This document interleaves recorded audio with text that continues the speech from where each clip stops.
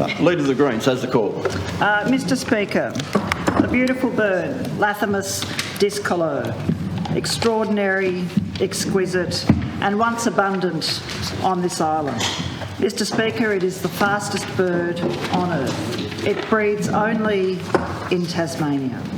And we know that there are an estimated less than 1,000 birds left, and that is why it is listed as critically endangered under the Environment Protection and Biodiversity Conservation Act, and it's on the International Union for the Conservation of Nature Red List.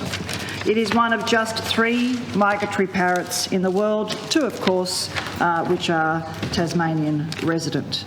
It has the longest known migration of any parrot. They fly half the width of the continent 2 times a year. And each year from Tasmania, Mr Speaker, in March and April, they fly across Bass Strait and overwinter in southeast Australia, where they are also rapidly losing habitat. And they arrive back here each year in August and September to breed. And last year, Mr Speaker, they arrived in large numbers relative to their population in the eastern tiers. And there is a coop there which environmentalists have been seeking to defend, which the Greens visited last year, coop SHO 50B, Mr Speaker, a extremely significant habitat coop for this beautiful bird. And as we know, last year, that coop, which is in this beautiful book by Rob Blakers, Mr Speaker, and we can see that forest here in this gorgeous book, and most of the parrots in this book, which Mr Ellis has a copy of, were photographed in those eastern tiers. So what have we got now? Knowing that last year flocks of up to 30 birds were observed at this site on multiple occasions. We've got Forestry Tasmania inside SHO 50B, Mr Speaker, logging the absolute guts out of it. And this is standard operating procedure for Forestry Tasmania. They go into the heart of an important forest and they log the guts out of it, therefore compromising it, Mr Speaker.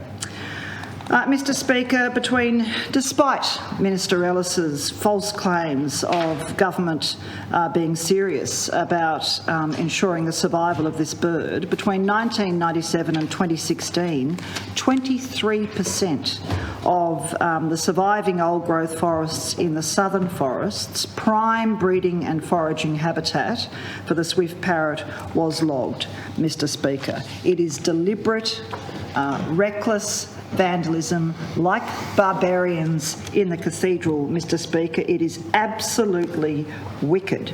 And we do not understand how, first of all, Minister Ellis and then Minister Jensch can stand up in this place and say with a straight face that this government is serious about ensuring the survival of an animal which has such a slender lifeline to the future. Because every action of this government in relation to that bird is driving it closer to extinction. And this would be such a tragedy, Mr Speaker. I don't know how many members in this place know very much about the swift parrot, but it is such a beautiful little bird.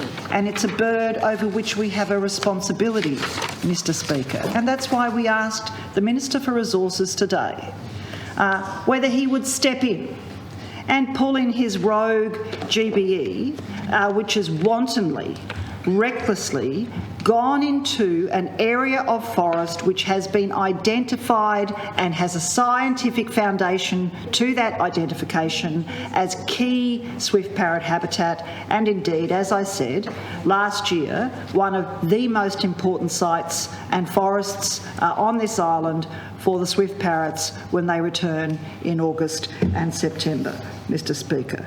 We had the Minister talk about the Public Authority Management Agreement, Mr Speaker, which was notionally established to protect some swift parrot habitat. We first had the lie revealed, exposed by the Greens a couple of GBE estimates ago that the Palmer ensured 10,000 hectares wasn't logged, and we've now understand it's only 9,300 hectares. But 69% of the forests that are in the Public Authority Management Agreement, which is currently in abeyance and under review, Mr Speaker, was already excluded from logging. And so, in fact, that document protects just 2,900 hectares for the swift parrots, proposing that just 2,900 hectares that was going to be logged not be logged.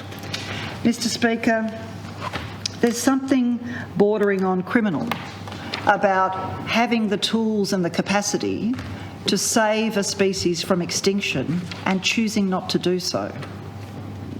There's something deeply immoral about that.